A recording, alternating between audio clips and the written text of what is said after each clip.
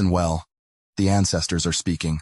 Once upon a time, in the red earth lands of Africa, there stood a village called Kadimba, a village older than memory, where the ancestors were not stories, but presences. At the heart of Kadimba stood a giant baobab tree. Its roots reached deep into the earth. Its branches touched the sky. The elders said the tree listened. They said it remembered. They said it protected the village from what could not be seen. And so, one sacred rule was passed from generation to generation. Never touch the baobab after sunset. No one asked why. Because in Kadimba, wisdom did not need explanations. But time changes people. The young men of the village had traveled far. They had seen cities. They had learned new words. Logic. Progress. Modern. They returned, laughing at the old ways. They said fear was not wisdom. They said tradition was a chain. They said a tree was just a tree. The village needed firewood. Homes were growing. And the baobab stood there, silent. One night, while drums echoed from a distant celebration, 3 young men walked toward the tree. Their machetes were sharp. Their pride even sharper. "If spirits live here," one said, "let them stop us." The first strike landed after sunset. The air changed. The wind stopped. The insects went silent. The forest held its breath. Then the baobab groaned. Not like wood breaking, but like something waking up. The men laughed, until the ground trembled. A scream tore through the night. Not human. Not animal. Ancient. They dropped their machetes and ran.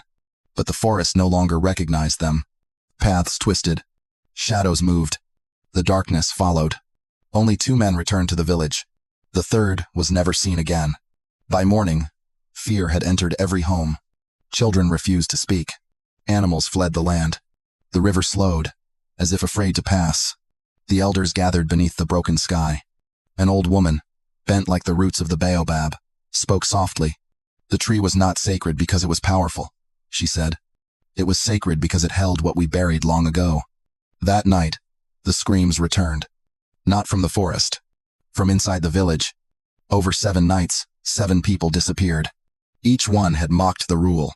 Each one had laughed at the elders. There were no wounds. No blood.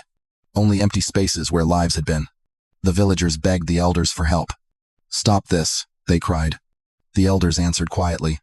"When wisdom is ignored, it returns as punishment." To end the curse, the village had to do something harder than fighting. They had to bow. At sunset, the entire village gathered where the baobab once stood. The young knelt before the elders. Pride shattered. Voices trembling. They planted a new tree in silence. No drums. No songs. Only regret. That night, the screams stopped. Forever. Kadimba still exists today. Smaller. Quieter.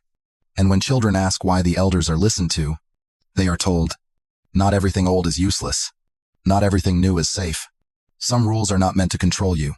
They are meant to protect you from what you don't yet understand. Life lesson. Disrespecting wisdom does not make you brave. It makes you vulnerable. The story ends here. The lesson walks with you. Every story carries a lesson. What did you receive from this one? Share it in the comments. And if this story touched your spirit, like and subscribe for more.